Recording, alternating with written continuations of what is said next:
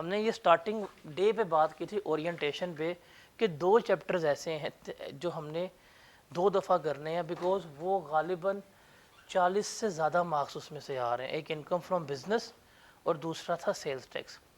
तो sales tax यहाँ पे ख़त्म होगा, इसके बाद दोबारा करवाऊँगा आपको मैं जुलाई के महीने में, बिकॉज अगर आपके बिजनेस और सेल्स टैक्स अच्छी तरह तैयार हो गया ना, आपका पेपर पास है। पूरा सिलेबस एक तरफ है और 2 ये चैप्टर्स जो हैं वो एक तरफ है। एनीवेज, लास्ट लेक्चर से कोई सवाल है किसी का? Any question by anyone from the last lecture? Input tax claim के बारे में सारी डिस्कशन जो है वो की हुई थी। कोई क्वेश्चन? इनको नोट्स दे दो यार, इनके पास हैंडआउट्स नहीं है।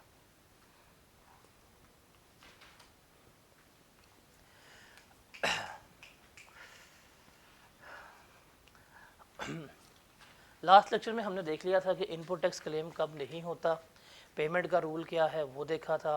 पेमेंट 180 डेज़ के अंदर करनी है। इनपुट टैक्स अगर कोई क्लेम नहीं हुआ तो वो नेक्स्ट 6 टैक्स पीरियड्स तक क्या हो सकता है, क्लेम हो सकता है। ये हमने देखा सारा कुछ। अब हम आगे चलते हैं और अब हम सबसे आगे टेक्निकल एरिया डिस्कस कर रहे हैं। ये न्यूमेरिकल की क्रक्स है। अब जितनी हम आज के लेक्चर में कल की बात करेंगे ये just for the sake of numerical है। माइट भी हम कल के लेक्चर के बाद न्यूमेरिकल का फॉर्मेट ही डिस्कस कर रहे हो, बिकॉज ये हमारे लास्ट एरियाज़ हैं सेल्स टैक्स के जो न्यूमेरिकल करने के लिए असेंशियल है। देखिए, हम अभी असूल पढ़ के आए हैं कि हमारे पास आउटपुट टैक्स होगा। आउटपुट टैक्स में से हम क्या लेस करवाएंगे, इनपुट टैक्स जो है वो लेस करवाएंगे, और रिमेनिंग जो है वो हमारा क्या आएगा, सेल्स टैक्स पेएबल होगा। ये हमने पढ़ के आए हैं, ऐसे ही पढ़ के आए सारा कुछ। फिर हमने इस इनपुट टैक्स को लेस करवाने के जो असूल थे वो असूल भी सारे जो हैं वो सीखे थे कि कब कब लेस हो सकता है, कब कब लेस नहीं हो सकता। पेमेंट का मोड्स क्या है वो भी हमने डिस्कस किया था कि payment must be made through a banking channel, cash में पेमेंट नहीं होनी। ये सारा कुछ जो है हमने डिस्कस किया था, ऐसे ही था। अब फॉर एग्जाम्पल आपने सेल्स की हैं 1 लाख की और आपने परचेजेस की हैं 70,000 की। बताएं कि टैक्स कितना आएगा? 1 लाख के ऊपर 18% लेंगे, आउटपुट टैक्स कितना आएगा? 18,000। ये हमारा क्या है, आउटपुट टैक्स। हमने कितने किसी परचेजेस 70,000 की, 70,000 पे 18% के साथ कितना पे किया होगा? 12,600। यही लेस करवाएंगे, कितना आ जाएगा पेएबल? 5400।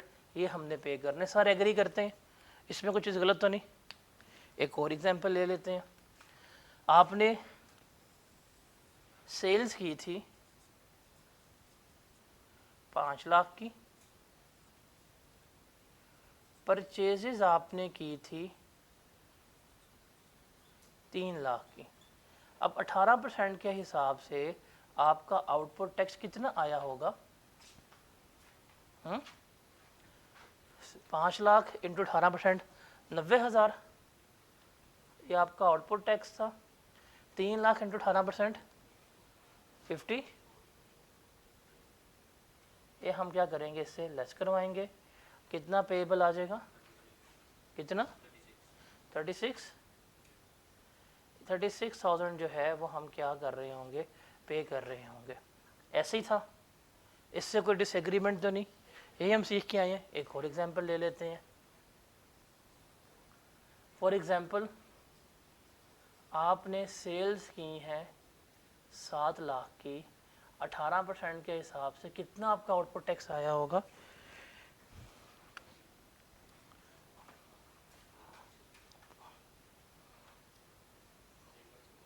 1,26,000। आपने परचेजेस की थी उस महीने में 6 लाख रुपए से 6.5 लाख रुपए की, कितना इनपुट टैक्स होगा? 1 लाख। ये हम इसमें से लेस करवाएंगे, कितना पेएबल आ जाएगा? 9,000। ऐसे ही है, एग्री करते हैं इससे भी। एक और एग्जांपल ले लेते हैं हम। हमारी सेल्स जो हुई हैं, जस्ट टेक एन एग्जांपल, वो हुई हैं 9 लाख रुपए की। 18% के हिसाब से कितना आएगा? 162,000।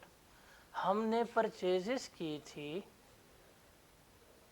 9,50,000 रुपये की। कितना इनपुट टैक्स पे किया होगा? 171,000। अब इसमें से लेस करवाएं, क्या आएगा? नेगेटिव। नेगेटिव क्या आना चाहिए? 9,000। ऐसे ही है, ऐसे ही है ना? इसमें गलती तो नहीं? एग्री करते हैं सारे? अब देखिए, जो हमें सारी बातें करके आए हैं ये गलत है। ना ये ऐसे होना है, ना ही ये ऐसे होना है। क्यों?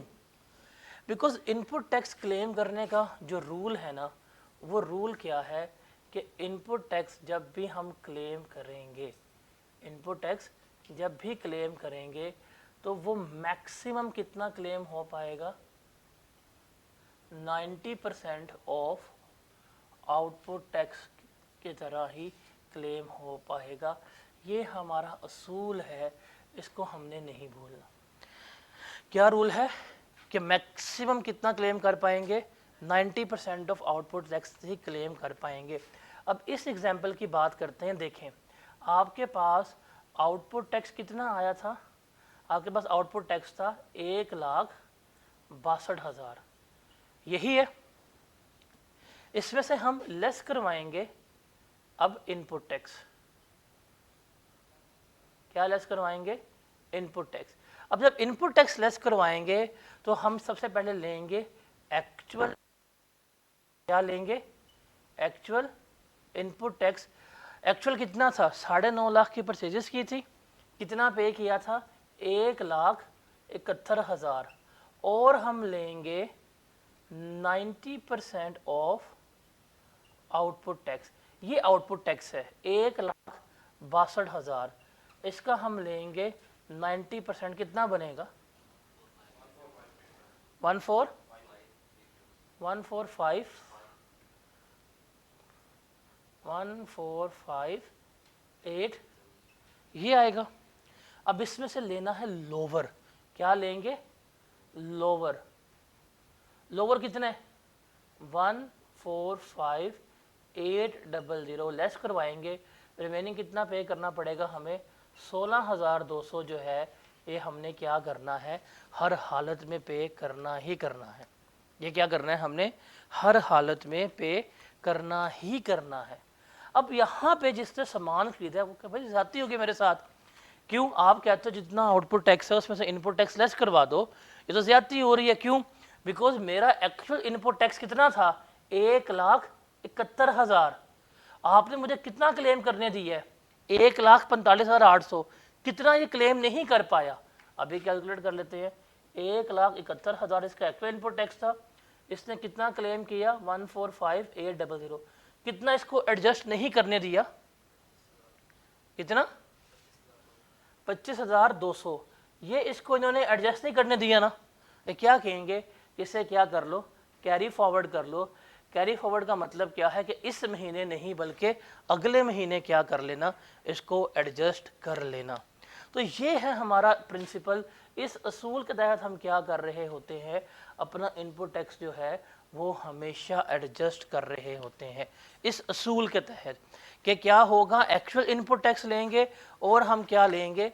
90% ऑफ आउटपुट टैक्स लेंगे। जो लोअर अमाउंट होगी वही क्या होगी? एडजस्ट हो रही होगी। अगर एक्चुअल इनपुट टैक्स जो है वो ज़्यादा है और 90% ऑफ आउटपुट टैक्स जो है वो कम है तो वो हम क्या कर पाएंगे? उसको एडजस्ट फिर नहीं करवा पा रहे होंगे। Got it? जैसे अब स्क्रीन के ऊपर आते हैं, एग्जाम्पल देखते हैं। देखें, आपने सेल्स की हैं 1 लाख की। आपका 18% के हिसाब से आउटपुट टैक्स कितना आया होगा? 18,000। आपने परचेजेस की थी 50,000 रुपये की। आपका कितना होगा इनपुट टैक्स? 9,000 लेस किया, पेएबल इतना आ गया। ये ठीक था। लेकिन यहाँ पे देखते हैं कि आपने सेल्स की हैं 15 लाख की। आपका आउटपुट टैक्स आया कितना? 2,70,000। आपकी परचेजेस थी 14,50,000 रुपये की। आपका इनपुट टैक्स कितना था? 2,61,000। अब 270 से 261 लेस करेंगे तो ये नहीं है, ये गलत चीज़ है। बिकॉज क्यों? हमारा रूल क्या है कि कितना क्लेम कर सकते हैं? मैक्सिमम 90% ऑफ आउटपुट टैक्स तक ही क्लेम कर सकते हैं। अब थोड़ा एग्जाम्पल समझते हैं। पहले हम लेते हैं जून का महीना। जून का मंथ था। जून के मंथ में आपने सेल्स की हैं 2 मिलियन की और आपने परचेजेस कितने की हैं 25 लाख की। रिक्वायरमेंट क्या है, सेल्स टैक्स पेएबल जो है वो हमने कैलकुलेट करना है। ठीक है, अब ये न्यूमेरिकल के फॉर्मेट्स हमारे शुरू हो गए हैं। यहाँ से न्यूमेरिकल हमने इस तरह ही लेके चलने हैं, ये न्यूमेरिकल का फॉर्मेट है। अब आपकी सेल्स थी 2 मिलियन की, 2 मिलियन पे 18% रेट लगाया, आउटपुट टैक्स कितना आया मेरा 3,60,000 आया। अब इसमें से लेस क्या करवाना है हमने, इनपुट टैक्स जो है वो लेस करवाना है। क्या लेस करवाना है, इनपुट टैक्स। अब इनपुट टैक्स में लेंगे हम एक्चुअल इनपुट टैक्स कि मैंने इस महीने कितनी परचेजेस की थी और मैंने हकीकी तौर के ऊपर कितना इनपुट टैक्स पे किया था, वो हमने यहाँ पे लेस करवाना है। और हमने क्या लेना है 90% ऑफ आउटपुट टैक्स। मतलब ये रूल हमने लिखना है, एक्चुअल इनपुट टैक्स और 90% ऑफ आउटपुट टैक्स। ये रूल हमने क्या करना है, हमने यहाँ पे लिखना है। अब देखिए हमने कितने के लिए सामान लिया था 25 लाख का, 18% लगाया, कितना बना एक्चुअल इनपुट टैक्स 4,50,000। और हम लेंगे 90% ऑफ आउटपुट टैक्स। ये आउटपुट टैक्स था, इसका लिया 90%, क्या जवाब आया 324। अब असूल क्या है, इसमें से जो लोअर अमाउंट होगी वो हम क्या करेंगे, एडजस्ट करवाएंगे। अब 4.5 लाख है actual input tax, 90% of output tax कितना है 3,24,000। लोअर अमाउंट क्या है, तो हम क्या लेस करवाएंगे 324। इसका मतलब 360 में से 324 क्लेम हो पाएगा। कितना गवर्नमेंट को पे करना पड़ेगा 36,000। ये 36,000 मैं उन्हें क्या करूंगा, कैश में पे कर रहा हूँगा। Got it. अब देखा जाए मेरा एक्चुअल इनपुट टैक्स कितना था 4,50,000। मैंने कितना क्लेम किया है 3,24,000। कितना मैं क्लेम नहीं कर पाया, 126 का जो मैं क्लेम नहीं कर पाया वो क्या हो जाएगा, कैरी फॉरवर्ड हो जाएगा कि भाईजान इस महीने नहीं तो क्या कर लीजिएगा, अगले महीने इसको क्लेम कर लीजिएगा। डन हो गया। अब ये था जून का महीना, अगला महीना आ गया। अब अगले महीने आपने जुलाई के महीने में सेल्स कितनी की 3 मिलियन की, आपकी थी परचेजेस कितने की 32 लाख की, और ये इनपुट टैक्स तो पिछले माह क्लेम नहीं हो पाया था 126, ये कैरी फॉरवर्ड होके आ गया 1,26,000। अब इस 126 का मतलब क्या है कि ये पिछले महीने का इनपुट टैक्स है जो मैं एडजस्ट नहीं कर पाया था, वो कैरी फॉरवर्ड होके क्या हुआ है हमारे सामने मौजूद है कि भाईजान ये वो टैक्स है जो हम क्लेम नहीं कर पाए थे। अब रिक्वायरमेंट क्या है, हमने सेल्स टैक्स पेएबल जो है वो निकालना। डन। सेल्स कितने की हुई थी 3 मिलियन की, 18% लगाया रेट, मेरे पास आउटपुट टैक्स कितना आ गया 5,40,000। ये मेरा बनता है आउटपुट टैक्स। इसमें से लेस क्या करवाना है इनपुट टैक्स। अब इनपुट टैक्स में लेंगे हम 90% ऑफ आउटपुट टैक्स। अब 5,40,000 का 90% लिया, क्या जवाब आया 4,86,000। और लेंगे हम एक्चुअल इनपुट टैक्स। क्या लेंगे, एक्चुअल इनपुट टैक्स। अब एक्चुअल इनपुट टैक्स में क्या आएगा, 32 लाख का 18% कितना बनता है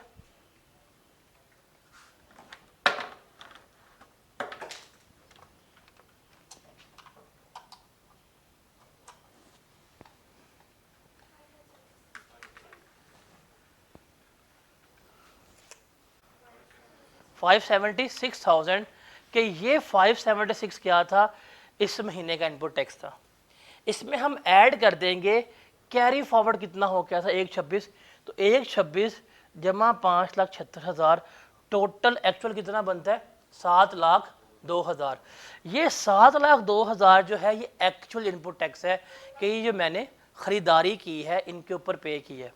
90% कितना आया है 486, हम क्या क्लेम कर पाएंगे, लोअर ऑफ। अब एक्चुअल 7,02,000 है, 90% 486 है, लोअर कितना है 486 है ना, तो हम इसमें से क्या लेस करवाएंगे 486 ही लेस करवाएंगे। रिमेनिंग जो है वो हमें क्या करना पड़ेगा 54,000 पे करना पड़ेगा। Got it. अब फिर मसला पड़ गया, उन्हें कहेंगे यार दिमाग ख़राब है, मैंने इस महीने का मेरा टैक्स कितना बनता है 7,02,000, आप मुझे कितना क्लेम करने दे रहे हैं सिर्फ 4,86,000। कोई मसला नहीं है, आपका कितना था 7,02,000, आपने कितना क्लेम किया 486, कितना नहीं क्लेम कर पाए, 216, ये क्या हो जाएगा, कैरी फॉरवर्ड हो जाएगा, आप इसे अगले मंथ में क्लेम कर लीजिएगा। अब यहाँ पे कैरी फॉरवर्ड की लिमिट नहीं है कि 1 महीना, 2 महीना, 3 महीना, जब तक एडजस्ट नहीं होता हम क्या कर सकते हैं, कैरी फॉरवर्ड कर सकते हैं। अभी जुलाई था, कितना टैक्स कैरी फॉरवर्ड हुआ है, 2,16,000। हम चले गए हैं अगस्त में। अब देखिए अगस्त में इसने सेल्स कितने की हैं, 4 मिलियन की। इसकी जो परचेजेज हैं वो कितने की हैं, 3 मिलियन की। और ये था 2,16,000 जो पिछले माह का कैरी फॉरवर्ड हुआ, जो क्लेम नहीं हो पाया वो यहाँ पे आ गया, डन। अब आउटपुट टैक्स लेंगे तो 4 मिलियन का 18% लिया, कितना बना, 7,20,000। इनपुट टैक्स लिया 3 मिलियन का 18%, कितना बना, 5,40,000। जब हम आउटपुट टैक्स में से इनपुट टैक्स लेस करवाएंगे, आउटपुट टैक्स आ गया 7,20,000, इसका 90% लिया तो वो कितना बना, 6,48,000 के आउटपुट टैक्स का 90% कितना बनता है, 6,48,000। इसको हम कंपेयर करेंगे एक्चुअल इनपुट टैक्स से। अब एक्चुअल इनपुट टैक्स में ये आ जाएगा हमारे पास ब्रॉड फॉरवर्ड इनपुट टैक्स, वो कितना था, 2,16,000। Input tax for the period कितना था, 5,40,000। तो 2,16,000 में जमा किया 5,40,000, कितना बना, 756,000। अब 756,000 is your actual input tax. ये क्या है, आपका एक्चुअल इनपुट टैक्स है। और 90% कितना था, 648। हम कितना क्लेम कर पाएंगे, 648। तो 720 में से 648 लेस हुआ, 72,000 हमें क्या करना पड़ेगा, फिर भी गवर्नमेंट को पे करना ही पड़ेगा, डन। हमसे फिर कहेंगे भाईजान टैक्स मेरा बनता था 756,000, आपने मुझे कितना क्लेम करने दी है, 648, कितना मैं एडजस्ट नहीं कर पाया, 1,08,000। क्या हो जाएगा, कैरी फॉरवर्ड हो जाएगा कि इस महीने एडजस्ट नहीं हुआ तो कब कर लेना, अगले महीने इसको एडजस्ट कर लीजिएगा। अगस्त का महीना ख़त्म हुआ, सितंबर आ गया। सितंबर में सेल्स होती हैं फॉर एग्जांपल आपकी 5 मिलियन की, परचेजेस करते हैं आप 2 मिलियन की, और आपका ये 1,08,000 क्या है, ब्रॉड फॉरवर्ड होकर यहाँ बैग कितना बन रहा है, 3,60,000 बन रहा है। अब 5 लाख पे लगाएंगे 18%, 9 लाख मेरा आ जाएगा आउटपुट टैक्स। रूल लगाएंगे इनपुट टैक्स का कि 90% ऑफ आउटपुट टैक्स और एक्चुअल इनपुट टैक्स। अब 9 लाख का लेंगे 90% कितना आएगा, 8,10,000। अब एक्चुअल इनपुट टैक्स में आएंगे तो ये 1 लाख हमारा ब्रॉड फॉरवर्ड था, यहाँ पे आ गया जी मेरे पास 1,08,000 जो ब्रॉड फॉरवर्ड होके आया। और इसमें ऐड करेंगे इस महीने का इनपुट टैक्स, तो 2 मिलियन का लिया 18% कितना आएगा, 3,60,000। तो 1,08,000 जमा 360 कितना बनता है, 468,000। अब यहाँ पे देखें 90% ऑफ आउटपुट टैक्स कितना है, 810। एक्चुअल कितना आया है, 468,000। कम कौन सा है, 468। एक्चुअल इनपुट टैक्स कम है तो हम क्या करेंगे, एक्चुअल इनपुट टैक्स ही इसमें से लेस करवा देंगे। तो 9 लाख में से ये लेस हो गया, रिमेनिंग हमें क्या करना पड़ेगा, पे करना पड़ेगा। सारा एडजस्ट हो गया, अब कोई रह तो नहीं गया। तो इसलिए कहते हैं कि अगर किसी भी महीने में आपका इनपुट टैक्स ज़्यादा है, आप कितना मैक्सिमम क्लेम कर सकते हैं, 90% ऑफ आउटपुट टैक्स तक ही क्लेम कर सकते हैं। जो नहीं हो पाएगा वो मेरा क्या हो जाएगा, कैरी फॉरवर्ड। और कैरी फॉरवर्ड कब तक हो सकता है, जब तक सारा एडजस्ट नहीं कर लेते। अब देखें यहाँ पे आपको चीज़ सिखाई कि अगर ये कैरी फॉरवर्ड हुआ इस महीने का तो अगले महीने कैसे एडजस्ट करना है उसको, अगर इस महीने कैरी फॉरवर्ड हुआ है अगले महीने कैसे एडजस्ट करना है। तो ये न्यूमेरिकल सॉल्व करते हुए सबसे ज़्यादा टेक्निकल एरिया यही होता है कि कैरी फॉरवर्ड हमने किस तरह से एडजस्ट करने होते हैं। ठीक है, ये क्लियर है। तो ये हमारे न्यूमेरिकल्स की क्या है, क्रक्स है, मेन रूल है, इसके मुताबिक ही हम क्या करते हैं, लेके चल रहे होते हैं। अब ये चीज़ जो है हमने डिस्कस की है कि इनपुट टैक्स कभी भी सारे का सारा क्लेम नहीं हो सकता, उसके ऊपर क्या है, रिस्ट्रिक्शन है।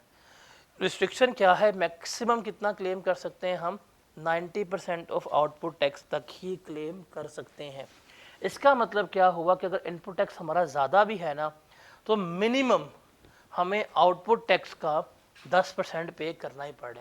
जैसे इस सिनेरियो में क्या था हमारा, एक्चुअल इनपुट टैक्स 756, 90% कितना है 648, तो मिनिमम कितना पे करना पड़ रहा है, इस आउटपुट टैक्स का 10% हमें पे करना पड़ रहा है। यहाँ पे भी देखें इस आउटपुट टैक्स का 10% जो है वो हमें पे करना ही पड़ता है। तो मिनिमम कितना हमें पे करना है गवर्नमेंट को, 90%, तो ये 10% ऑफ आउटपुट टैक्स जो है वो हमें क्या करना पड़ता है, गवर्नमेंट को हमेशा पे करना ही पड़ता है। अब ये गवर्नमेंट ने अलाउ किया हुआ है कि आप इसे कैरी फॉरवर्ड कर सकते हैं। अब सवाल ये है कि इनपुट टैक्स ज़्यादा होता क्यों है जो हम कैरी फॉरवर्ड कर रहे हैं। माइट भी आपकी सेल्स कम हो, आपने ओवर बाइंग कर ली हो, सारा स्टॉक परचेज कर लिया हो, फिर आपका इनपुट टैक्स जो है वो क्या हो जाता है, ज़्यादा हो जाता है। अब एफबीआई के पास पावर है कि उसने 90% की हमें रिस्ट्रिक्शन दी है, बट वो किसी और के ऊपर भी ये लिमिट बढ़ा सकता है। जैसे टियर 1 रिटेलर से जो हम पढ़ के आए हैं, अगर टियर 1 रिटेलर ने पॉइंट ऑफ सेल मशीन लगाई हुई है, उसको इंटीग्रेट किया हुआ है, तो उनके पास लिमिट 90% नहीं है, कितनी है 95%, कि वो अपने आउटपुट टैक्स का 95% तक क्या कर सकते हैं, क्लेम कर सकते हैं। अब ये इस रूल की एक्सेप्शन है, इसको सिर्फ आपने 2 से 3 पॉइंट जो है वो याद रखने हैं। हमने भी रूल क्या पढ़ा है, हमारा मेन रूल था कि जब भी हमने इनपुट टैक्स क्लेम करना है वो मैक्सिमम कितना हो सकता है, 90% ऑफ आउटपुट टैक्स तक ही क्या हो सकता है, क्लेम हो सकता है। अब ये इस रूल की एक्सेप्शन है कि जी बताएं किन किन सिनेरियोज में ये रूल अप्लाई नहीं होता। एक्सेप्शन का मतलब क्या है, एक्सेप्शन का मतलब है कि जितना भी इनपुट टैक्स आएगा, जितना भी इनपुट टैक्स आएगा वो क्या होगा, वो सारे का सारा हमारा क्या हो जाएगा, एडजस्ट हो जाएगा। मतलब उसके ऊपर ये वाला रूल जो है वो अप्लाई नहीं हो रहा होगा। तो ये एक्सेप्शन देखनी है। देखिए इसमें सबसे पहले जो आपने याद रखनी है ना, वो आएंगे आपके पास फिक्स एसेट्स। क्या आएंगे, फिक्स एसेट्स। ये लिख लें, इसको याद रखिएगा। फिक्स एसेट्स का मतलब क्या है कि अगर आपने कोई मशीन ली है, कोई प्लांट लिया है, उसके ऊपर जितना भी इनपुट टैक्स होगा, उसके ऊपर जितना भी आपका इनपुट टैक्स होगा वो सारे का सारा क्या हो जाएगा, आप लेस करवा सकते हैं। उसके ऊपर 90% की रिस्ट्रिक्शन का रूल जो है वो अप्लाई नहीं हो रहा होता। उसके अलावा वो तमाम लोग जो इलेक्ट्रिकल एनर्जी सेक्टर या गैस डिस्ट्रीब्यूशन कंपनीज़ में हैं, उनके ऊपर भी ये रूल अप्लाई नहीं होता। OMCs जो हैं, पेट्रोलियम रिफाइनरीज हो गई, पाकिस्तान स्टील मिल वगैरह हो गई, इनका भी जितना भी इनपुट टैक्स है सारा क्या कर सकते हैं, क्लेम कर सकते हैं। फिर फर्टिलाइज़र मैन्युफैक्चरर जो हो गए, डिस्ट्रीब्यूटर एक्सक्लूडिंग होलसेलर, ये बीच में आ गए। फिर उसके अलावा वो तमाम कमर्शियल इंपोर्टर जिसकी इंपोर्ट्स टोटल सप्लाई का 50% या उससे ज़्यादा है, उनके लिए रूल है। उसके अलावा तमाम लोग जो नॉर्मल सप्लाई भी कर रहे हैं और ज़ीरो रेटेड सप्लाईज भी कर रहे हैं, और जो उनकी ज़ीरो रेटेड सप्लाईज हैं वो टोटल सप्लाई का 50% या उससे अबव है, उन पर भी रूल अप्लाई नहीं होगा। टेली कम्युनिकेशन सेक्टर पे नहीं होगा। CNG डीलर, पेट्रोलियम डीलर पे रूल अप्लाई नहीं होता। उसके अलावा वो तमाम रजिस्टर्ड पर्सन जो थर्ड स्केजुअल आइटम में डील कर रहे हैं, रिटेल आइटम में, और जो रिटेल आइटम है वो उनके टोटल सप्लाई का 80% या उससे ज़्यादा है, तो उनके ऊपर भी रूल अप्लाई नहीं होगा। अब अगर थ्योरेटिकल आए तो याद रखने के लिए पॉइंट नंबर 1 याद कर लीजिएगा, 3 कर लीजिएगा, 4 कर लीजिएगा, 7 और 8, मतलब 1 2 3 1 3 4 7 8, ये 4 पॉइंट्स याद कर लीजिएगा। बाकी आपको इसमें एज सच याद करने की ज़रूरत नहीं है। Got it. तो ये थ्योरेटिकल सवाल पेपर में आ सकता है। बताएं जी, नॉर्मल रूल तो हमारा है कि जब भी हमने इनपुट टैक्स क्लेम करना है तो हम कितना कर सकते हैं, 90% ऑफ आउटपुट टैक्स तक ही क्लेम कर सकते हैं। बताएं जी इसकी एक्सेप्शन कि वो कौन से ऐसे सिनेरियोज हैं जिसमें हमारा जितना भी इनपुट टैक्स होगा वो सारे का सारा क्लेम हो सकता है। तो पहले आप लिखेंगे फिक्स एसेट्स। क्या लिखेंगे, फिक्स एसेट। रियल लाइन लाजमी लिखनी है, बिकॉज अगर आपने कोई प्लांट लिया है, कोई मशीन ली है, इस तरह की कोई चीज़ ली है, तो उसके ऊपर जितना भी इनपुट टैक्स होगा वो सारे का सारा आप क्या कर सकते हैं, एडजस्ट करवा सकते हैं। वो सारे का सारा क्या हो सकता है, क्लेम हो सकता है। Got it. बाकी इसमें से कोई 3 से 4 पॉइंट्स जो है वो हमने क्या रखने हैं, याद रखने हैं। और हमने भी पढ़ लिया कि अगर हमारा इनपुट टैक्स ज़्यादा है तो वो हमारा कैरी फॉरवर्ड होगा, रिफ़ंड नहीं मिलेगा। रिफ़ंड्स कब मिलते हैं, रिफंड कब मिलता है? जब गुड्स हमारी कौन सी होती हैं? Zero rated. मैंने पहले कहा था कि टैक्स में रिफ़ंड कब मिलेगा? जब हमारी गुड्स क्या होंगी? ज़ीरो रेटेड होगी। उसके अलावा इन तमाम सिनेरियोज़ में हमें कभी भी रिफ़ंड जो है वो नहीं मिल रहा होता, बल्कि क्या होगा? कैरी फॉरवर्ड जो है वो हो रहा होगा। Got it? तो ये चीज़ याद रखना, हमें रिफ़ंड कब मिलता है? ज़ीरो रेटेड गुड्स में। जो अभी हमने चीज़ पढ़ा है, अगर मेरा इनपुट टैक्स ज़्यादा हो गया आउटपुट टैक्स से, तो ये क्या हो जाएगा? कैरी फॉरवर्ड हो जाएगा, रिफ़ंड नहीं मिलेगा। डन। अब लास्ट है हमारे पास, इसके आगे ना टेबल, इसके ऊपर टेबल बना हुआ है, इसको मार्क कर लीजिएगा, ये है इम्पोर्टेंट। ये आपके न्यूमेरिकल की वाहिद वर्किंग होगी जो आपने बनानी होगी अपोर्शनमेंट ऑफ इनपुट टैक्स की। किसकी? अपोर्शनमेंट ऑफ इनपुट टैक्स की। अपोर्शनमेंट का मतलब क्या होता है? अपोर्शनमेंट का मतलब होता है कि आपने क्या करना है, चीज़ों को तकसीम करना है। अब अपोर्शनमेंट कब करते हैं? फॉर एग्ज़ाम्पल, आपने परचेजेस की हैं और आपने इनपुट टैक्स जो पे किया वो है 5 लाख रुपया। सामान लेके आए हैं और उस सामान के साथ जो आपने इनपुट टैक्स पे किया है वो कितना पे किया आपने? 5 लाख का। कितना पे किया? 5 लाख का। अब आप सामान लेके आते हैं और उसको बेच रहे हैं। इसमें से जो आपने परचेजेस की हैं, कुछ ऐसी सप्लाईज आपकी निकली हैं जो क्या है? टैक्सेबल है। कुछ ऐसी सप्लाईज निकली हैं जो हमारी क्या है? एग्जेम्प्ट है। और कुछ ऐसी सप्लाईज निकली हैं जो मेरी क्या है? ज़ीरो रेटेड है। ठीक है। अब देखिए, ये मेरा इनपुट टैक्स है 5 लाख का, सामान लेके आया। अब जो टैक्सेबल सप्लाईज हैं, मुझे पता है कि इसका जो भी आउटपुट टैक्स आएगा उसमें से इनपुट टैक्स जो है वो लेस करवाऊंगा, रिमेनिंग क्या होना है? पे होना है। ऐसे ही है, ऐसे ही है ना। एग्जाम पे मुझे पता है कि आउटपुट टैक्स जो भी होगा उसमें से ये इनपुट टैक्स कभी भी क्लेम, सॉरी, इसमें आउटपुट टैक्स होता ही नहीं है, इनपुट टैक्स जो है उसकी कोई एडजस्टमेंट नहीं होती। ये पढ़ के आए थे। और इसमें हमने पढ़ा था कि मेरा आउटपुट टैक्स क्या होगा? ₹0 होगा, और इनपुट टैक्स जितना भी होगा लेस करवाऊंगा, ये मुझे क्या मिलेगा? रिफंड मिलेगा। ये पढ़ के आए हैं। अब हमने देखना है कि ये जो हमने परचेजेस की हैं इसमें से कितना % यहाँ पे जाना चाहिए, कितने % यहाँ पे जाना चाहिए, और कितने % यहाँ पे जाना चाहिए। ये चीज़ जो है वो हमने क्या करनी है? यहाँ पर सीखनी है। अपोर्शनमेंट देखनी है कैसे होगी और किस तरह से होगी। इसके लिए ना मुख्तलिफ जगहों पे मुख्तलिफ इक्वेशंस इस्तेमाल होती हैं। आपने ये टेबल इस्तेमाल करना है। क्या करना है आपने? ये टेबल जो है ये बनाना है। न्यूमेरिकल्स में, सेल्स टैक्स के न्यूमेरिकल में एक ही वर्किंग बनेगी हमारी, वो टेबल की होगी एंड पे जाके। ये टेबल में ना आपने 3 कॉलम बना देने हैं। तीसरा कॉलम तब बनेगा जब सवाल में फिक्स एसेट्स मौजूद हैं। सवाल में फिक्स एसेट्स मौजूद हैं।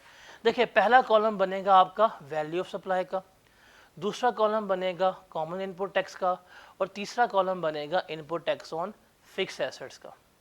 अब जो टैक्सेबल सप्लाईज होंगी, कौन सी वाली? 18% वाली, वो हम यहाँ पे लिखेंगे। और नेट सप्लाईज मतलब सेल्स रिटर्न अगर कोई हुई है तो वो लेस करवा के हम यहाँ पे लिख दिया करेंगे। फिर जो हमारी होंगी ज़ीरो रेटेड सप्लाईज, वो हम यहाँ पे लिखेंगे नेट। यहाँ वर्ड क्या लिखा हुआ है? नेट का। मतलब अगर कोई सेल्स रिटर्न होगी वो हम क्या करवा देंगे? बीच में से लेस करवा देंगे। और जो एग्जाम सप्लाईज होगी वो भी हम क्या करेंगे? यहाँ पे लिखेंगे। तो इनको जमा करेंगे तो मेरे पास क्या आ जाएगी? टोटल सप्लाई आ जाएगी। फिर जिस इनपुट टैक्स को अपोर्शन करना है, जैसे फॉर एग्जांपल ये 5 लाख था, इसे अपोर्शन करना है, हम क्या लिखेंगे? यहाँ पे आके लिखेंगे 5 लाख रुपया। तो इसको डिवाइड करेंगे इसके ऊपर, मल्टीप्लाई करेंगे इससे, तो मेरे पास ये जवाब आ जाया करेगा। इसको डिवाइड किया इसके ऊपर, मल्टीप्लाई किया इससे, तो ये मेरे पास जो होगा ये जवाब आ रहे होंगे। तो इस तरह से हम क्या करते हैं? इसकी अपोर्शनमेंट करते हैं। अगर कोई मशीन वगैरह ली है, कोई फिक्स एसेट्स लिए हैं, तो उसका हम अलग लेके जाएंगे। क्यों? बिकॉज अभी आपको यहाँ रूल लिखवाया था कि इसके ऊपर 90% का रूल अप्लाई होगा, इनके ऊपर 90% का रूल कभी भी अप्लाई नहीं होगा। अब ये टेबल है आपके पास, नोट्स में होगा भी। हम इसको एग्जाम्पल से समझते हैं क्या होगी और किस तरह से होगी। रिक्वायरमेंट है पहली एग्जांपल की, कैलकुलेट सेल्स टैक्स पेएबल, बताएं जी सेल्स टैक्स पेएबल कितना है। देखें वो कहता है जी हमने परचेजेस की हैं रजिस्टर्ड सप्लायर से 5 लाख की, और हमने सप्लायर्स की हैं 8,80,000 की। क्या की हैं, हमने परचेजेस की हैं 5 लाख की और सप्लाई कितने की हैं 8,80,000 की। हमने बताना है कि सेल्स टैक्स पेएबल हमारा कितना आएगा, उस चीज़ को हमने क्या करना है यहाँ पर देखना है। क्या करना है हमने उस चीज़ को यहाँ पर देखना है। अब देखें हमारे पास सबसे पहले आ जाएगा आउटपुट टैक्स। क्या लेंगे हम, आउटपुट टैक्स। कितने की सेल्स की है, 8 लाख की। 8 लाख के ऊपर 18% लगाएं, कितना आएगा आउटपुट टैक्स हमारा, कितना, क्या कह रहे हो, चलो 880 है, सॉरी सप्लाई हमारी 880 है। 8,80,000 का 18% लें, क्या जवाब आता है आउटपुट टैक्स, 158,400 000 कहाँ पे, इतनी सेल्स ही नहीं है जितनी टैक्स बना ली है। ऐसे होती 2 नंबरी पाकिस्तान में। अभी सीए बने नहीं है, पहले 2 नंबर रास्ते निकाल रहे हैं कि कैसे चोरी करनी है टैक्स की। खुदा का खूब रमज़ान में पहली ताक रात में चोरी ढूंढ रहे हैं। थोड़ा एडजस्टमेंट कर लेता है बंदा। इसमें से क्या लेस करवाएंगे हम, इनपुट टैक्स। अब इनपुट टैक्स का हमने रूल पढ़ा है, वो क्या था, एक्चुअल इनपुट टैक्स और 90% ऑफ आउटपुट टैक्स। तो 158,400 का 90% लें, क्या आता है 142,5, ये बनता है हमारा 90% of output tax. Actual input tax कितना बनेगा, 5 लाख का 18% लें, कितना आता है 90,000। अब लोअर कौन सा है, एक्चुअल के 90%, एक्चुअल लोअर है ना, तो हम क्या करेंगे 90,000 लेस करवा देंगे और रिमेनिंग कितना पे हो जाएगा 68,400 जो है वो हम गवर्नमेंट को पे कर रहे हों। डन, ये तो आसान था। आगे चलते हैं, यहाँ पे देखते हैं। कहता है जी सवाल है कि हमने परचेजेस की हैं रजिस्टर्ड सप्लायर से 15 लाख की, हमने सेल्स की हैं रजिस्टर्ड पर्सन को 1880 की, और हमने एग्जाम सप्लाईज की हैं कितने की 2 लाख की, और हमने देखना है कितना इनपुट टैक्स इसका क्लेम होगा वो। अब देखें हम सबसे पहले यहाँ पे क्या लेंगे, आउटपुट टैक्स जो है वो कैलकुलेट करेंगे। हमने कितने की सेल्स की हैं 1880 की, 1,880,000, इस पे हम लेंगे 18%। क्या जवाब आएगा टैक्स का, ज़रा बताएं, 338, ये मेरा क्या आएगा आउटपुट टैक्स आएगा। Done, done. इसमें से हमने लेस करवाना है क्या, इनपुट टैक्स। इनपुट टैक्स अगर हम लेस करवाएं तो हम सबसे पहले क्या ले लेंगे 90% ऑफ आउटपुट टैक्स। तो कितना बनता बताएं 338,400, इसका हम लेंगे 90%, कितना बनेगा 304,560 ये। और हम लेंगे एक्चुअल इनपुट टैक्स। हमने सामान लिया 15 लाख का, तो 15 लाख का 18% लें, क्या जवाब आता है 2,70,000। अगर इसमें से 270 आया, लेस कौन सा बनता है 270 लेस करवाएं, कितना बनेगा 68, ऐसे ही होगा ना, यही सीख के आए हैं। अगर आप ऐसे करेंगे तो ये गलत है। क्यों, अभी हम अब ध्यान से देखें, हमने सामान लिया 15 लाख का, ठीक है, जिस 15 लाख के ऊपर मैंने टैक्स कितना पे किया है 2,70,000। इस 15 लाख के सामान को मैं बेच रहा हूं, कुछ एग्जेम्प्ट जा रहा है और कुछ के जा रहा है टैक्सेबल। अब आप खुद सोचें, जो जिसका ताल्लुक एग्जेम्प्ट के साथ है, क्या वो एडजस्ट हो सकता है, नहीं हो सकता ना। तो मुझे क्या करना पड़ेगा, इसको फाइंड आउट करना पड़ेगा कि बताएं जी एग्जेम्प्ट से कितना रिलेट कर रहा है वो मुझे क्या करना पड़ेगा, फाइंड आउट करना पड़ेगा। अब उसके लिए हम क्या चलेंगे, हम जाएंगे और हम अपनी वर्किंग बनाएंगे, जो कि बताया आपको वर्किंग नंबर 1। आप एक ही वर्किंग बनाऊंगा टेक्स्ट में आपकी, ये होगी हमारी किसकी, अपोर्शनमेंट ऑफ इनपुट टैक्स की। किसकी बनेगी, अपोर्शनमेंट ऑफ इनपुट टैक्स की। यहाँ पे हम ले लेंगे कॉलम वैल्यू ऑफ सप्लाई का, सेकंड कॉलम मेरे पास आ जाएगा किसका, इनपुट टैक्स का। अभी चूंकि इसमें मशीन वगैरह नहीं है तो हम मशीन नहीं लेंगे। अब देखें पेपर में सबसे पहले देखेंगे कि टैक्स एबल सप्लाईज कितनी है। अब उसने खुद ही बताया है कि जो टैक्स एबल है वो कितनी है, 1880 की है। तो हम यहाँ पे ले लेंगे जी 1880000। एग्जाम्प्ट कितनी है, 2 लाख की है। अब आप इसका सम कर लें कितना बनता है टोटल, 20, ये बनता है टोटल, यही है। अब जिस इनपुट टैक्स को हमने अपोर्शन करना था वो कितना था, 2,70,000 है ये। अब कैसे अपोर्शन करेंगे, निकालेंगे कैलकुलेटर आप लोग, इस 2 को पकड़ेंगे, क्या करेंगे, इस 2,70,000 को डिवाइड करेंगे टोटल से, वो है 20,80,000, मल्टीप्लाई करेंगे हम इसको 1,880,000 से। क्या जवाब आएगा, देखिए इसको पकड़ना है, इस पे डिवाइड करना है, इससे मल्टीप्लाई करना है, क्या जवाब आएगा, 244,038। फिर इसको इस पे डिवाइड किया, इससे मल्टीप्लाई किया, क्या जवाब आएगा। आप बैलेंसिंग भी निकाल सकते हो, मतलब 270 में से लेस करें तब बैलेंसिंग जवाब आ जाएगा। कितना आता है बताएं जरा, 2 बनेगा, 25962 बैलेंसिंग फिगर निकाल दें। अपोर्शन हो गया। अब अपोर्शन करके मुझे लग गया पता कि ये वाला इनपुट टैक्स जो है इसका ताल्लुक है इसके साथ, ये एडजस्ट हो सकता है। ये इनपुट टैक्स का ताल्लुक इसके साथ है, एग्जाम्प्ट के साथ, तो ये हमारा क्या होगा, वेस्ट हो जाएगा। डन। तो ये टेबल जो आपको बनाया हुआ है इसका ये फ़ायदा है, हमने अभी निकाल लिया, कितना आया 244,038। हम इसको जाके यहाँ पे लिख लेते हैं 244,038। तो बताएं जी लोअर कौन सा है, 244,038।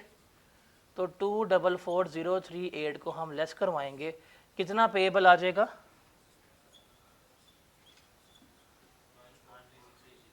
9,4, ये जो है पे हो जाएगा।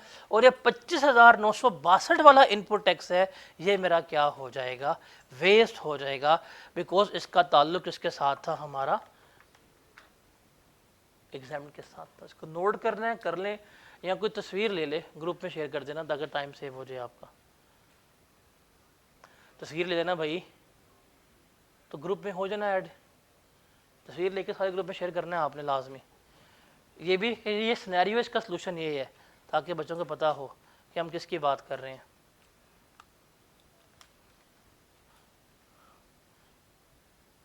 समझ आए टेबल की, सबके पास इन्फिनिक्स है माशाल्लाह से, वो पीडीएफ अप्रूव्ड होते हैं ना, पैच वाले नहीं है। अब हम केस 3 देखते हैं। देखें जी, अब इसमें थोड़ी सी हम क्या लेके आते हैं, कम्प्लेक्सिटी लेके आते हैं, और इसमें हम क्या देखेंगे,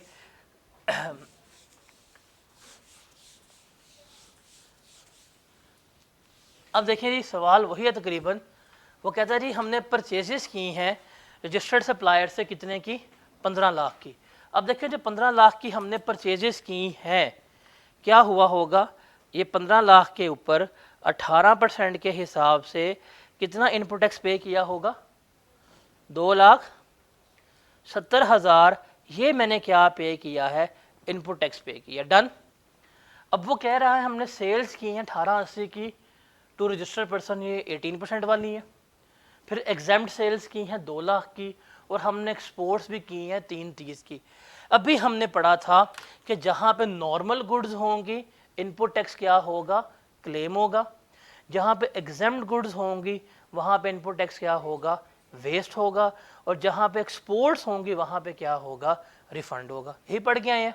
अब इसको निकालते हैं कैसे होगा। देखें जी 1880 की सेल्स थी, 1880 के ऊपर 18% लगाया, 338400 मेरे पास क्या आ गया, आउटपुट टैक्स आ गया। इनपुट टैक्स 90% यही बनता है। अब हमने क्या करना है, अपोषण करके इनपुट टैक्स जो है वो निकालना है, और यहाँ पे मेरे पास आ जाएंगी ज़ीरो रेटेड सप्लाईज भी आ जाएंगी। अब टैक्सेबल कितनी है, 1880,000 आ जाएंगी। एग्जाम्प्ट कितनी है, 2 लाख है, और वो कितनी है जीरो रेटेड, 3,30,000 है। लिख ली। अब इसका टोटल कर लें कितना बनता है, 24,10,000 जो है वो बनेगा total of value of supply. Done हो गया। अब इनपुट टैक्स जो हमने अपोषण करना है वो कितने है, 2,70,000 है। अब इस 270 को हम क्या करेंगे, अपोषण करेंगे। किस तरह से, अब इस 270 को पकड़ेंगे, 24 पे डिवाइड करेंगे, जो जवाब आएगा उसको इससे मल्टीप्लाई करेंगे, तो क्या बनेगा। अगर टैक्सेबल के लिए बात करें तो 2,70,000 डिवाइड किया हमने इसको 2410,000 से, मल्टीप्लाई किया 1880,000 से। फिर अगर एग्जाम्प्ट के लिए बात करें तो वो होगा हमारे पास 2,70,000 डिवाइड किया हमने इसको 2410,000 से, मल्टीप्लाई किससे करेंगे, 2 लाख से। तो क्या जवाब आएगा, जरा ये मुझे बताना है आपने। और बात करें अगर जीरो रेटेड की तो मेरे पास आ जाएगा जी 2,70,000 डिवाइड किया इसको 2410 के ऊपर, मल्टीप्लाई किया हमने इसको 3,30,000 से। तो ज़रा बताएं हाँ, पहले का आंसर क्या है, दूसरे का क्या है, और तीसरे का क्या है। 21,210। देखिए ये पोर्शन हो गया। अब आपको लग रहा है पता कि 270 में से 2,10,622 रुपए किसके हैं, टैक्सेबल के हैं। एग्जाम्प्ट के बताएं कितना आता है, 22,407। अब आपको लग गया इस 270 में से 22,407 रुपए किसके हैं, एग्जाम्प्ट के हैं। बाकी बैलेंसिंग निकालना कितना बनता है, 36,9 ये हो गया। अब हमें पता लग गया कि ये जो है जब अपोर्शनमेंट कर ली, टेबल बना लिया, ये क्या होगा, क्लेम होगा। ये जो एग्जेम्प्ट वाला है ये क्या होगा, वेस्ट होगा। और ये मुझे क्या मिलेगा, रिफंड मिल रहा होगा। ऐसे ही है। अब यहाँ पे उठाएंगे 210622, हम यहाँ लिख लेंगे जी 210622।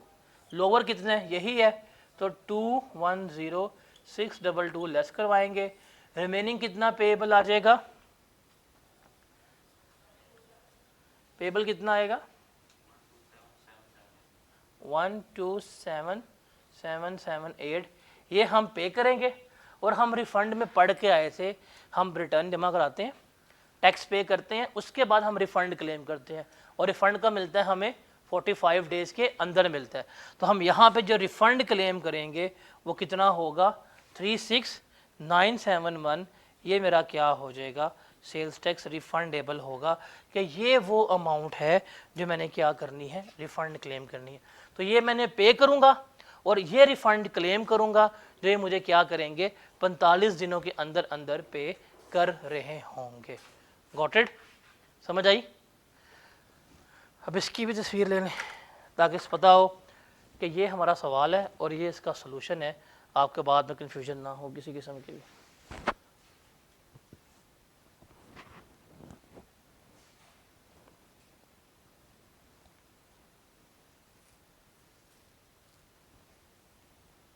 आगे चलें, एक और डिस्कस करते हैं सिनेरियो, इसको देखते हैं ज़रा। इस सवाल को रीड करें, मैं तब तक थोड़ा सा इसको मिटा दूं।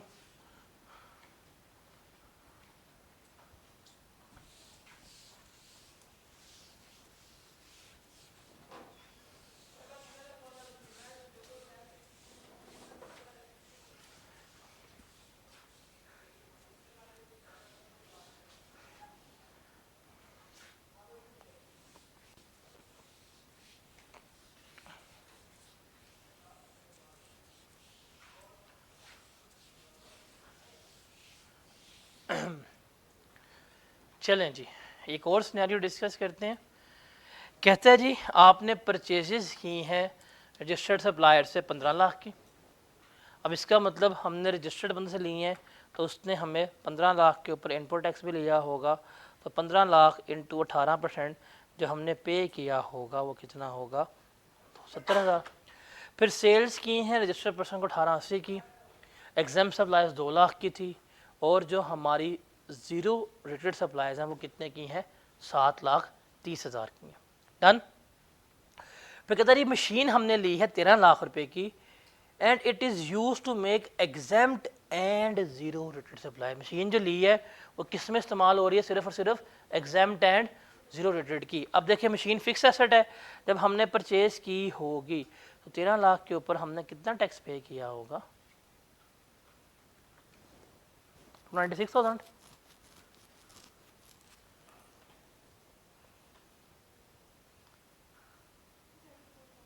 टू 34,000 ये मेरा इनपुट टैक्स आ रहा है मशीन के ऊपर। डन। अब देखिए फिक्स एसेट आ गया बीच में। अब जब फिक्स एसेट आएगा तो आपको बताया था हमारा टेबल जो है उसमें एक कॉलम कौन सा होता है, एक्स्ट्रा फिक्स एसेट्स वाला भी होता है। तो अब इसको देखते हैं कैसे होगा और कैसे नहीं। देखिए सेल्स हमारी 1880 की है, 1880 के ऊपर 18% रेट लगाया, टैक्स मेरे पास 338,400 ही आएगा। 90% लिया हमने आउटपुट टैक्स का, तो वो भी मेरे पास यहाँ पे सेम ही आ रहा है। इनपुट टैक्स की हमें क्या करनी है, यहाँ पे वर्किंग करनी है, कर लेते हैं। अब यहाँ पे input tax on fix assets भी हम क्या करेंगे, कॉलम बनाएंगे input tax on fix assets का भी। तो लेते हैं, सबसे पहले हमारे पास आ जाएंगी टैक्सेबल सप्लाईज, वो कितने की हैं, 1880,000 की। एग्जेम्प्ट कितने की हैं, 2 लाख की। और जो ज़ीरो रेटेड है वो कितने की हैं, बताएं ज़रा, 7 लाख। आप इसका सम कर लें कितना बनता है, ये बनेगा 9, 27, 28, 10, 2810,000 जो बनेगा इसका सम बन रहा होगा। डन। क्लियर है। अब जो इनपुट टैक्स कॉमन है वो लेंगे, वो कितना है हमारा, 2,70,000 है। और जो मशीन वाला है वो कितना है, 2,34,000 का है, वो हमने क्या कर लिया, यहाँ पर ले लिया। अब पहले करते हैं अपोर्शनमेंट। कैसे करेंगे, इस 270 को पकड़ेंगे, डिवाइड करेंगे 2810,000 से और मल्टीप्लाई करेंगे 1880 से। तो क्या होगा हमारे पास, 2,70,000 डिवाइड किया हमने 2810,000 से, मल्टीप्लाई किया 1880,000 से। फिर एग्जाम्प्ट की बात करेंगे तो ये आ जाएगा 2,70,000 डिवाइड किया 2810,000 से, मल्टीप्लाई करेंगे हम 2 लाख से। और बात करें अगर ज़ीरो रेटेड की तो ये आ जाएगा जी 2,70,000 डिवाइड किया 2810,000 से, मल्टीप्लाई किया हमने 7,30,000 से। तो बताएं क्या आएगा पहले का जवाब, कितना, 180,641। डन। दूसरा क्या बताएं, 19,217। और ये रिमेनिंग टाइम कितना बनता है, बैलेंस फिगर निकाल लिया करें।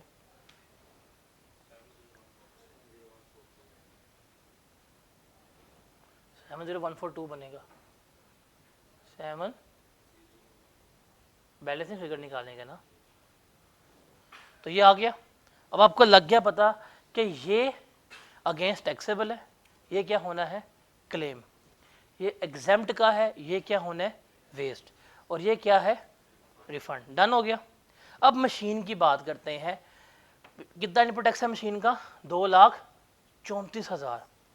लेकिन उससे साथ ही कह दिया कि मशीन किस में इस्तेमाल हो रही है, एग्जेम्प्ट में। और इसका मतलब मशीन का इनपुट टैक्स इसमें तो नहीं आ सकता, ऐसे ही है। किस में होना है, इन दो में। अब इन दो में करना है, यहाँ पे ये वाला इन तीनों में हुआ था इसलिए तीनों का सम लिया था। अब ये वाला किन में होना है, इन दो में होना है। तो कैसे होगा, देखें जी, मशीन का इनपुट टैक्स है 234,000, जिनमें अपोषण होना है उनका सम कितना बनता है? 2 लाख और 7 30 कितना बनेगा? 9,30,000। मल्टीप्लाई कर देंगे आप इसको 2 लाख से तो आपके पास जवाब आ जाएगा, कितना बनेगा? 50,000, 50,323। अगर इसकी बात करें तो ये है मेरे पास 234, डिवाइड किया हमने इसको 930 के ऊपर, मल्टीप्लाई किया हमने इसको 7,30,000 के ऊपर, तो रिमेनिंग निकालने कितना बनता है? 183,6। डन। अब मुझे लग गया पता कि ये मशीन का इनपुट टैक्स है, जो अगेंस्ट एग्जेम्प्ट गुड्स है वो वेस्ट हो जाएगा, और जो अगेंस्ट जीरो रेटेड है वो क्या होगा? रिफंड होगा। अब इसमें सिर्फ एक कम्प्लेक्सिटी है, और अपोर्शनमेंट के रूल में यही कम्प्लेक्सिटी आपको पेपर में आती है, और वो मशीन्स में ही होती है। देखें, ये था कॉमन इनपुट टैक्स 270 का, ये टैक्सेबल में भी होना था, ये एग्जेम्प्ट में भी होना था, और ये हमारा जीरो रेटेड में भी होना था। इसने सब में जाना था। डन हो गया। वाइल मशीन का उसने कह दिया था कि मशीन सिर्फ किस में इस्तेमाल हो रही है? जीरो रेटेड में और एग्जेम्प्ट में। इसका मतलब ये 234 सिर्फ इन दो में ही हमने क्या करना था? अपोषण करना था। तो फिर जिनमें अपोषण करना होता है हम हमेशा क्या करते हैं? उनका सम लेते हैं। जैसे ये तीनों में होना था इसलिए इसको तीनों के सम पे डिवाइड किया, ये 2 में होना था इसलिए इसको इन दोनों के सम पे क्या किया है? डिवाइड किया। डन। ये सिर्फ सबसे टेक्निकल पॉइंट है जो न्यूमेरिकल्स में कंफ्यूज कर रहा होता है। अब आ गया। अब हमने निकालना है एक्चुअल इनपुट टैक्स कितना आया था? 180,641। हम यहाँ लिखेंगे जी 180,641। लोअर यही है, इसको यहाँ पे हम लेस करवाएंगे। बताएंगे कितना पेएबल आ जाएगा?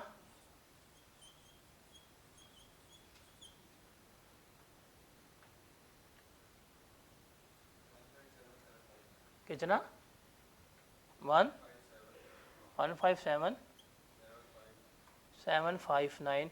ये हमने क्या करना है? पे करना। डन। डन हो गया।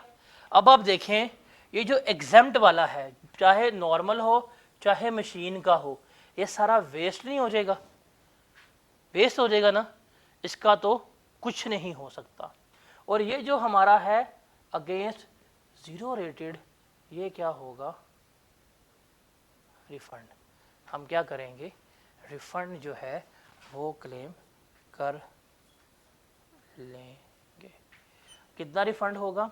70,142 प्लस 183,677 कितना बनता है? 2581। ये जो है हमें क्या मिलेगा? रिफंड मिल रहा होगा। तो इस तरह से मशीन को और नॉर्मल को हम क्या कर रहे होते हैं? लेकर चल रहे होते हैं। Got it? समझ आ गई? इसकी भी तस्वीर लेनी है, तस्वीर ले लें ताकि आपको बाद में कोई कन्फ्यूजन वगैरह ना हो। तो ये क्वेश्चन है और ये इसका सलूशन है जो बोर्ड पे लिखा हुआ है।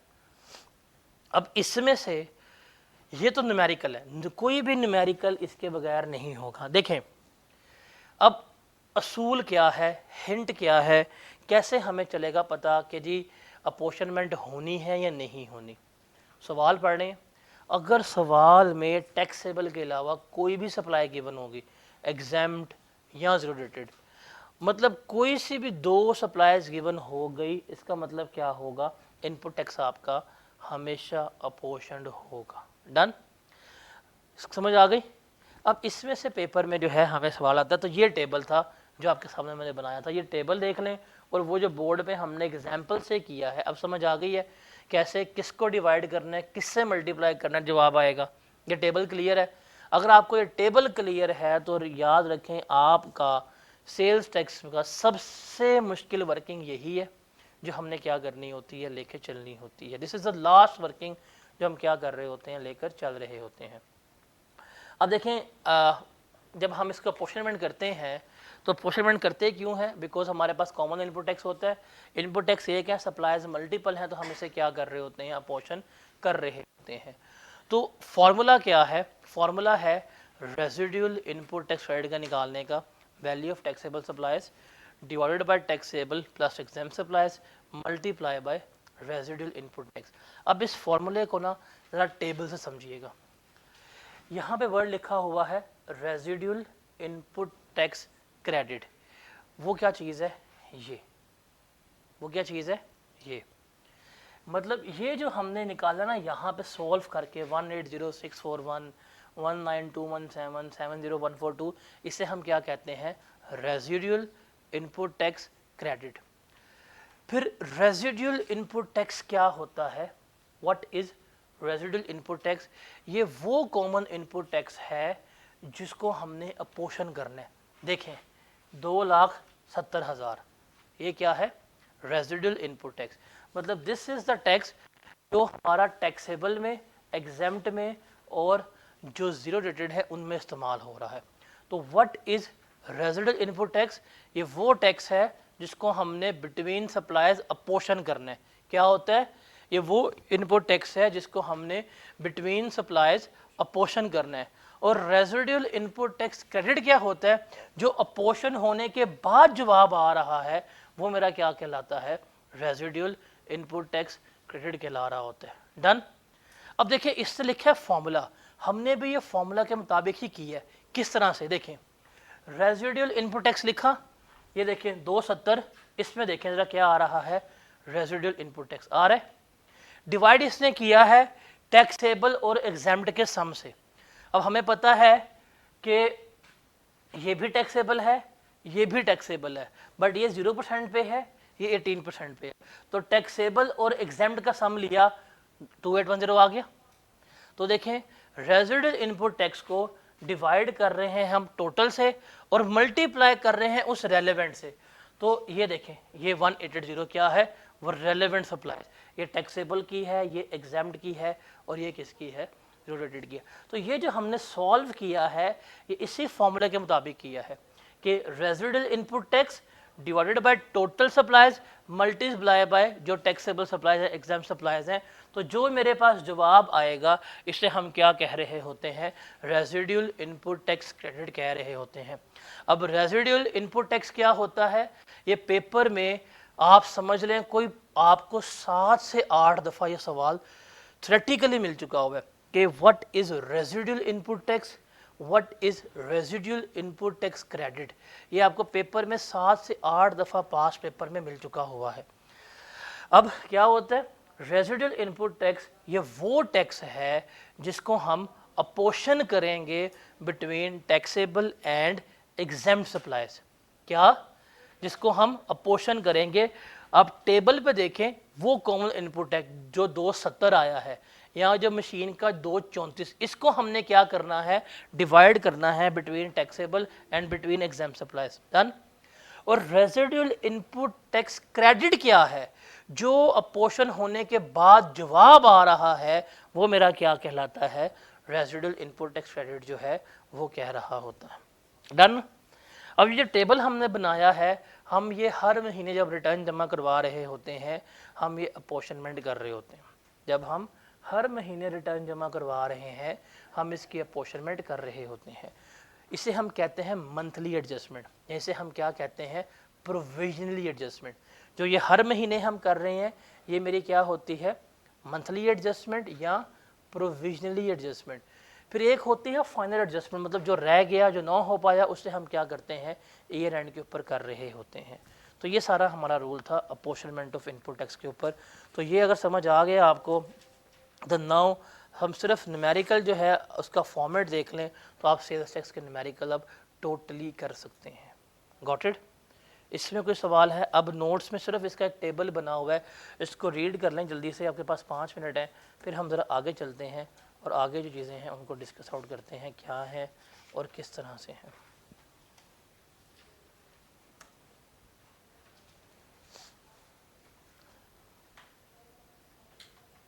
तो इसको आप लोगों ने समझ आ गई है?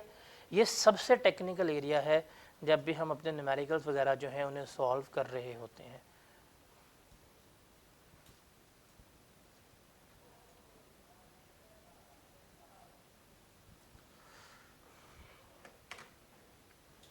मिटा दूं बोर्ड?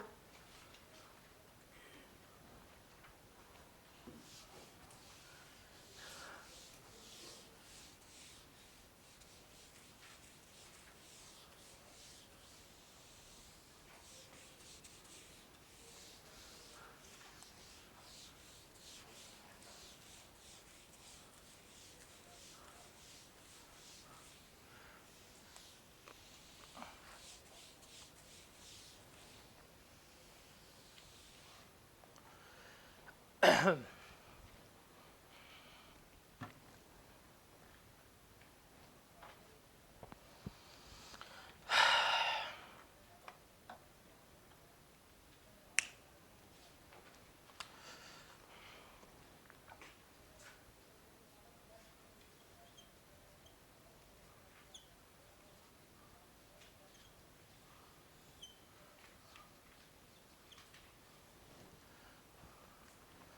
हम बात करते हैं debit note and credit note. Last adjustment जवानी है, इसके आगे आप लिख लें पेपर के नोट्स के ऊपर कि सुपर इम्पोर्टेंट है। आपके पास ना कुछ ऐसे रूल्स हैं, कुछ ऐसी बातें हैं जिसके बगैर पेपर आपका कभी नहीं बनता। उसमें से एक ये भी आती है, मतलब इसकी यहाँ तो एडजस्टमेंट आएगी, यहाँ आपको ये न्यूमेरिकली जो है पेपर में पूछेगा या थ्योरेटिकली पूछेगा। अब डेबिट नोट और क्रेडिट नोट क्या होते हैं? सेल्स रिटर्न की या परचेज रिटर्न की बात करने लगे हम। देखें, इसको पहले समझना है कि ये नोट्स इशू कौन करेगा। पहले हम बात करते हैं सेलर की। अब सेलर जो है ये जब भी सेल करता है, ये जब भी क्या करता है, सेल करता है, तो ये एंट्री क्या पास करता है? सेल की, डेबिट और क्रेडिट। सेल्स जो है वो क्या होती हैं इसकी? क्रेडिट। और कैश, बैंक या डेटर जो हैं वो क्या होते हैं? डेबिट होते हैं। यही एंट्री पास करता है सेलर। जब भी आप चीज़ें बेचेंगे यही एंट्री पास होगी ना। और इसने अगर सामान बेचा, जो बायर है, बायर जो एंट्री पास करेगा वो क्या करेगा? परचेजेस अकाउंट जो है वो डेबिट होगा और हमारी बैंक हो गया या पेएबल जो है वो क्या होंगे? क्रेडिट हो रहे होंगे। डन? क्लियर है? ये क्लियर है ना? ये सेल्स हुई है, ये एंट्री हुई है सेल्स की और ये एंट्री हुई है परचेज की। अब हमने कोई भी ऐसा इवेंट देखना है कि जिसमें चीज़ें जो हैं वापस हो रही हों, तो उसकी एडजस्टमेंट कैसे होगी वो हमने देखना है। इसके लिए हम क्या करेंगे? डेबिट नोट और क्रेडिट नोट इशू करेंगे। पहला सवाल पास पेपर का हाईलाइट करें। कहता है जी बताएं, 4 नंबर का सवाल भी मिलेगा, 3 नंबर का भी मिलेगा, कि एनलिस्ट द सर्कमस्टांसेस जिसमें debit note and credit note issue होते हैं। बताएं किन हालात में हम इशू करते हैं। रिमेंबर, ये कौन इशू करेगा? Registered person. जो रजिस्टर्ड है सिर्फ वही करेगा। अब ये कब इशू कर रहा है? देखें, जब भी आपने ओरिजिनल सेल्स की थी, जब भी आपने ओरिजिनल सेल्स की थी, जब आपने ओरिजिनल सेल्स की थी, आपने इनवॉइस इशू की, सेल्स की, इनवॉइस इशू कर दी, अगला बंदा लेके चला गया, आपने रिटर्न भी जमा करवा दिया। सेल्स हुई थी, इनवॉइस इशू हुई, रसीद दे दी और रिटर्न भी जमा हो गई। अब इनवॉइस इशू करने के बाद, मतलब इस इनवॉइस इशू करने के बाद कोई भी ऐसा इवेंट, कोई भी ऐसा इवेंट जिसकी वजह से आपको इस ओरिजिनल इनवॉइस में चेंज करना पड़े, इस ओरिजिनल इनवॉइस में तब्दीली लानी पड़े, तो वो हम क्या करेंगे? उसके लिए डेबिट नोट और क्रेडिट नोट जो है वो इशू कर रहे होंगे। कोई भी ऐसा इवेंट जिसकी वजह से ओरिजिनल इनवॉइस में चेंज आ रहा हो, हम क्या करेंगे? डेबिट नोट इशू कर रहे होंगे। अब वो इवेंट्स कौन से हो सकते हैं? पहला, कैंसिलेशन ऑफ सप्लाई। ऑर्डर दे के आए, इनवॉइस लेके आगे, आपने कहा नहीं चाहिए, गाड़ी बुक करवाते हैं, बाद में गाड़ी कैंसिल कर देते हैं। अब उसने अगर इनवॉइस इशू कर दी है और आपने कैंसिल कर दिया, चेंज होगा? या आपने ऑर्डर किया था, आपको 1000 बैग्स चाहिए, आपको 600 बैग्स मिले हैं, 400 बैग्स मिलने से आपने ऑर्डर कैंसिल कर दिया, इनवॉइस चेंज होगी? उसके अलावा रिटर्न ऑफ गुड्स, सेल्स हुई है, सामान लेके आए हैं, बाद में वापस कर दिया। सबसे मुश्किल काम है हमारी ज़िंदगी में। जब अम्मी सब्ज़ी मंगवाती हैं, क्या करती है? वापस करके आओ। सबसे कह मुश्किल काम, धनिया लेके आना होता है, लेके आते हैं हम लोग, जब वापस करना तो क्या होता है? आपकी इज्जत यहाँ भी होती है और कहाँ भी चली जाती है? बिल्कुल। तो सबसे मुश्किल काम क्या है? रिटर्न। उसके अलावा अगर सप्लाई की नेचर चेंज हो जाए, आपने फॉर एग्जांपल ऑर्डर दिया था स्प्लिट एसी का, ठीक है, आपने कहा नहीं यार स्प्लिट एसी नहीं चाहिए, मुझे तो कमरा बड़ा है, स्प्लिट, आपने कॉल किया स्प्लिट जो है वो चेंज कर दो, मुझे जो टॉवर वाले हैं वो दे दो, चेंज होगी। अब स्प्लिट की इनवाइस क्या होगी, और होगी, और दूसरे वालों की जो है वो और होगी। या उसके अलावा change in value supply, supply की वैल्यू चेंज हो जाए। आपने पहले ऑर्डर दिया था नॉन इन्वर्टर एसी का, बाद में आके देखा यार नॉन इन्वर्टर तो बड़ा महंगा पड़ेगा, आपने कहा नहीं मुझे इन्वर्टर चाहिए, कॉल कीजिए, वो नॉन इन्वर्टर काट के क्या कर दो इन्वर्टर एसी, वैल्यू चेंज होगी कि या तो बढ़ जाएगी या क्या हो जाएगी, कम हो जाएगी। या कोई भी ऐसा इवेंट इनके अलावा जिसकी वजह से आपकी सप्लाई चेंज हो रही हो, इसे हम क्या कहते हैं, इसके लिए हम डेबिट क्रेडिट नोट इशू करेंगे। तो ये 5 बातें याद रखनी है कि DCN कब इशू होगा। Number 1 cancellation supply, number 2 return of goods, number 3 change in nature supply, number 4 change in value supply, या कोई भी ऐसा इवेंट जिसकी वजह से तब्दीली आ रही है तो हम क्या करेंगे, डेबिट क्रेडिट नोट इशू कर रहे होंगे। डन। अब यहाँ पे ना ज़रा थोड़ा सा अलर्ट होइएगा, मैं आपको एक ही बेसिक रूल बताऊंगा, उसके बाद आपकी ज़िंदगी हमेशा के लिए आसान हो जाएगी। ये सारे आपको सामने इवेंट्स लिखे हुए हैं, ठीक है, अगर ये सारे इवेंट्स में से कोई भी ऐसा इवेंट हुआ है, कोई भी ऐसा इवेंट हुआ है जिस इवेंट की वजह से आपकी इनवॉइस जो है वो नीचे हो रही है, मतलब आपकी वैल्यू जो है उसमें क्या आ रही है, कमी आ रही है। फॉर एग्जाम्पल जब आपने ओरिजिनल ऑर्डर दिया था तो इनवॉइस थी 1 लाख रुपए की, कितने की थी, 1 लाख रुपए की, इसके ऊपर 18% के हिसाब से टैक्स कितना बनता था, 18,000। आप ऑर्डर दे के आए, ये टैक्स उसने ले लिया, जमा करा दिया, डन हो गया। जब आपने कहा नहीं जी ये गुड्स वापस कर ले, अम्मी मारेंगी, या ये चीज़ चाहिए थी इसको डाउनग्रेड कर दिया, मतलब कोई भी ऐसा इवेंट जिसकी वजह से इस इनवॉइस में कमी आ रही है, और कमी आने के बाद रिवाइज इनवॉइस आपकी बन रही है 60,000 रुपये की। अब 60,000 के ऊपर लगाएं 18%, क्या आएगा, टैक्स कितना आएगा, 7,007 नहीं 10,800।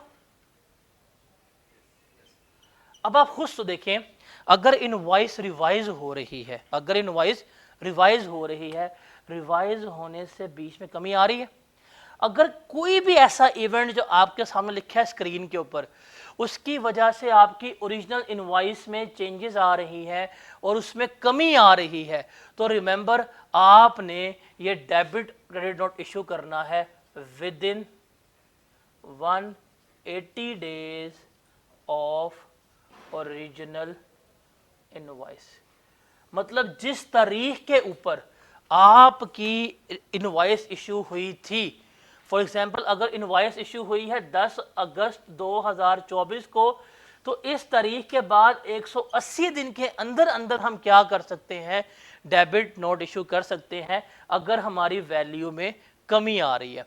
और अगर कमी आ रही है तो मैं ब्लैक से लिख रहा हूं, अगर कमी आ रही है, चाहे सेल्स रिटर्न हो, कुछ भी, बिकॉज सेल्स रिटर्न होंगी, गुड्स की वैल्यू में कमी आएगी, इनवॉइस में कमी आएगी, टैक्स कम होगा। ऐसे ही है, कैंसिल हो क्या होगा, वैल्यू में कमी आएगी, टैक्स क्या होगा, कम होगा। तो अगर कमी आ रही है तो जो सेलर है, जो सेलर भाई साहब है, ये इशू करेंगे क्रेडिट नोट। क्या इशू करेंगे, क्या इशू करेंगे, और बायर भाई साहब इन्होंने गुड्स वापस की होंगी, ये इशू क्या करेंगे, डेबिट नोट। डन। अब रूल क्या है, ये इशू करेगा क्रेडिट नोट, ये इशू करेगा डेबिट नोट, और कितने दिनों में होना चाहिए, with in 180 days of invoice में होना चाहिए। कितने डेज में, with in 180 days of original invoice में होना चाहिए। डन। अब देखते हैं, मैं मार्केट चेंज करूं, याद रखिएगा, कोई भी ऐसा इवेंट जिससे आपकी वैल्यू में इजाफा हो रहा है, कोई भी ऐसा इवेंट जिससे आपकी वैल्यू में इजाफा हो रहा है, इंक्रीज हो रहा है, उसमें फॉर एग्जांपल आपने ऑर्डर दिया था नॉन इन्वर्टर एसी का, आपने कहा मुझे चाहिए इन्वर्टर एसी, अब इन्वर्टर महंगा सस्ता है, महंगा है, आपने ऑर्डर दिया, इनवॉइस क्या हो जाएगी, चेंज हो जाएगी। For example non inverter AC की ओरिजिनल इनवॉइस थी 1.5 लाख की, अब 1.5 लाख में बनता है 18% के साथ में कितना, 27,000। आपने कहा नहीं जी मुझे चाहिए इन्वर्टर एसी, तब उसने रिवाइज की, इन्वर्टर एसी है 2,20,000 रुपये का, उसने कहा सारी इनवॉइस चेंज हो जाएगी, पैसे और देने हैं आपने, ठीक है। अब 2,20 के हिसाब से कितना बनेगा टैक्स, वो कितने होते हैं ये बताओ ना, कंफ्यूज कर रहे हो, पेपर में लिख के आना 39,600, अब आएगा कोई आएगा क्या, आपका नंबर भी 39 आए हैं, फिर 39,600, अब इंक्रीज हो गया। अब रिमेंबर कोई भी ऐसा इवेंट जिस पे आपकी सप्लाई बढ़ रही है, कीमत बढ़ रही है, तो रिमेंबर इस इवेंट के ऊपर नो टाइम लिमिट अप्लाई। मतलब अगर कोई भी ऐसा इवेंट है जिस पे आपकी वैल्यू सप्लाई बढ़ रही है और आपको बाद में याद आ रहा, तो उसके लिए फिर कोई टाइम लिमिट अप्लाई नहीं है। आपको 2 माह बाद याद आ जाए, आपको 6 माह बाद याद आ जाए, इवन आपको 9 महीने बाद भी याद आ रहा है ना, और टैक्स बढ़ रहा है, कहेंगे भाई कर लो एडजस्ट। बिकॉज क्यों, अब 27 से अगर 39,000 पे जाएंगे तो किसको बेनिफिट होगा, उनके पास टैक्स क्या होगा, ज़्यादा आएगा। वो कहते हैं अगर ये इवेंट है ना जिसपे आपकी सप्लाई बढ़ रही है, आपकी इनवॉइस में इजाफा आ रहा है, फिर ये जब चाहें आप क्या कर सकते हैं, एडजस्ट करवा सकते हैं, इसमें कोई किसी किस्म का आपको पंगा वगैरह नहीं होगा। डन। अब जब इनवॉइस में कमी आ रही है, इसमें क्या हो रहा है, गवर्नमेंट को नुकसान। क्यों, बिकॉज गवर्नमेंट के पास पहले कितने चले गए थे पैसे, 18,000, गवर्नमेंट के पास जाने कितने चाहिए थे, 10,800, इससे 7,200 क्या करने पड़ेंगे, वापस करने पड़ेंगे। तो जब कमी आती है इनका रेवेन्यू कम होता है, जब कमी आती है गवर्नमेंट का रेवेन्यू कम होता है, उनके लिए क्या है, नुकसान की बात है। उनका ठीक है, अगर कमी आएगी तो कब तक एडजस्ट कर सकते हो, 180 डेज ऑफ ओरिजिनल इनवॉइस में। अगर इजाफा हो रहा है और हुकूमत को फायदा हो रहा है, फिर वो कहते हैं जब दिल करे एडजस्ट करवा दो। क्या होगा, जब दिल करे तब क्या करोगे, आप एडजस्ट करवा दोगे। और इस केस में जो सेलर है वो इशू करेगा डेबिट नोट, और जो बायर है वो इशू करेगा आपका क्रेडिट नोट। तो ये चीज़ आपने याद रखनी है। अगर आप इसको सम अप करें कि if value of supply decreases, अगर आपकी वैल्यू ऑफ सप्लाई में कमी आ रही है, तो जो सेलर भाई साहब हैं वो इशू करेंगे क्रेडिट नोट, और जो बायर भाई साहब हैं वो इशू करेंगे डेबिट नोट। और टाइम लिमिट है हमारे पास विद इन 180 डेज। डन। और अगर हमारी वैल्यू ऑफ सप्लाई इंक्रीज हो रही है, तो जो हमारे भाई साहब सेलर हैं वो इशू करेंगे डेबिट नोट, और जो बायर हैं वो इशू करेंगे क्रेडिट नोट। और नो टाइम लिमिट, कोई किसी किस्म की टाइम लिमिट अप्लाई नहीं होती। सिर्फ इसको लिख ले, आपका पूरा रूल जो है आपको याद हो जाएगा कि टाइम लिमिट कब अप्लाई होती है और टाइम लिमिट कब अप्लाई नहीं होती। गॉट इट, क्लियर है ये, यहाँ तक देखते हैं, फिर कल यहाँ से ऑनवर्ड चलेंगे। कल एग्जांपल्स हैं और इससे कुछ पर्टिकुलर्स वगैरह डिस्कस करेंगे।